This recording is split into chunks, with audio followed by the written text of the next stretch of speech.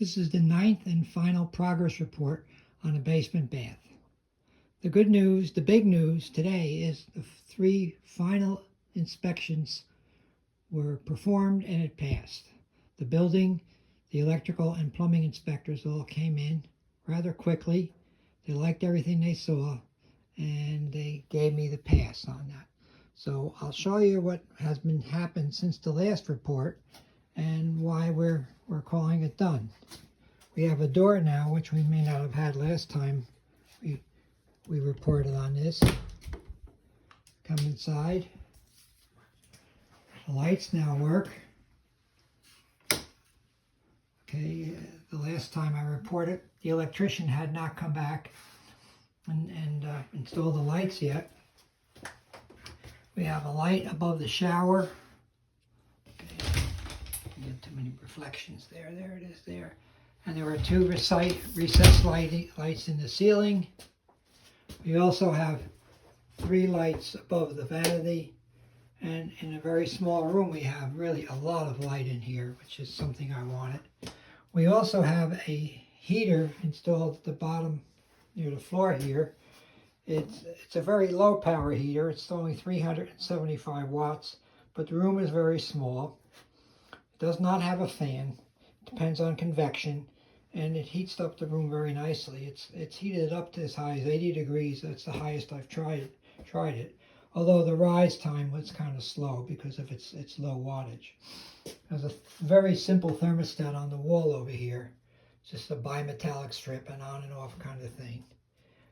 There's a timer for the exhaust fan, because, you know, in increments of 10 minutes, 20 minutes, 30 minutes, and then 60 minutes. And that fan is mounted here. It's a Panasonic fan, and it goes out through a 4-inch pipe to the outside. And so it's done. It's ready to go. Take a look in here a little bit more. You can see it's really never been used. So we'll see how much use it ever does get. Okay. One of the little problems I had with it is when the door opens up, it's kind of, you know, a shaky, wobbly door. It'll rattle on its hinges, and it was coming back and clunking very hard into the vanity down here.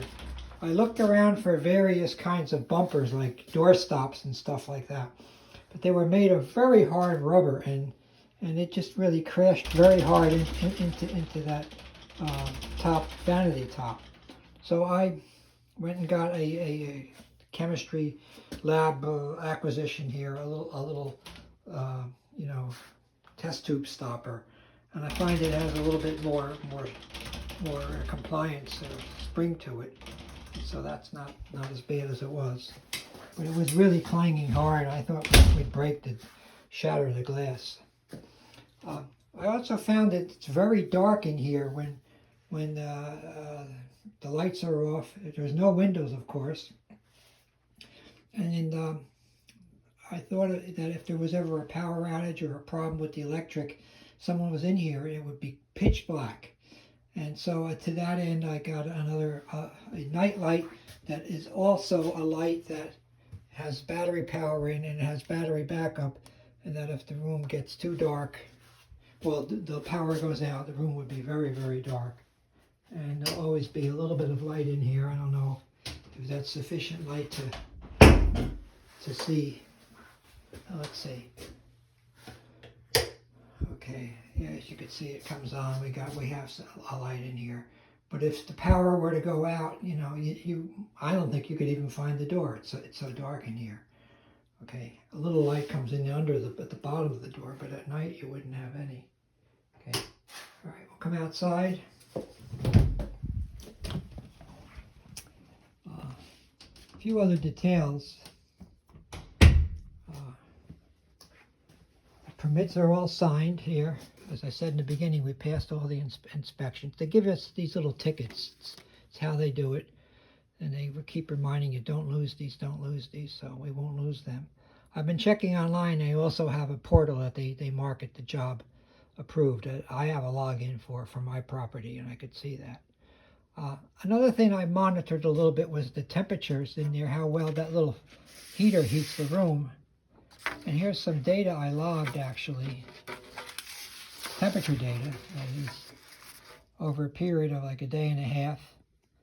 And if you take a look at the graph here, you could see it was at 80 degrees, and this the cycles, the ups and downs of the thermostat turning on and off, on and off, on and off. It was about 11:30 at night. I turned the thermostat all the way down, and you could see a nice exponential curve goes down as the room cooled off. And then later that morning, I turned it on.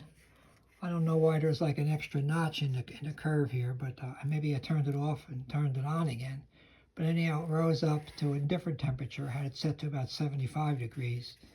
And the nuances of this I don't entirely understand. I could see there's a lot more modulation here, or not as turning on and off at the lower temperature and at the higher temperature.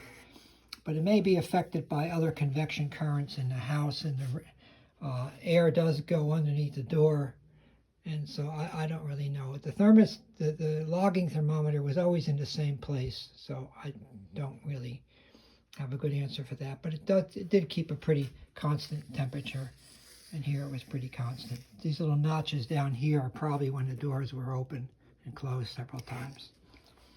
Last thing I'll mention, I had a little problem, a lingering problem I mentioned in an earlier video, down in this hole down here where the underneath the floor there's a clean out and the backflow preventer.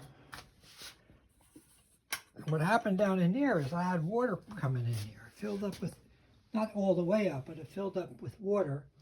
It was after a heavy rain, so water is infiltrating under the house in spite of having a sump pump in the corner.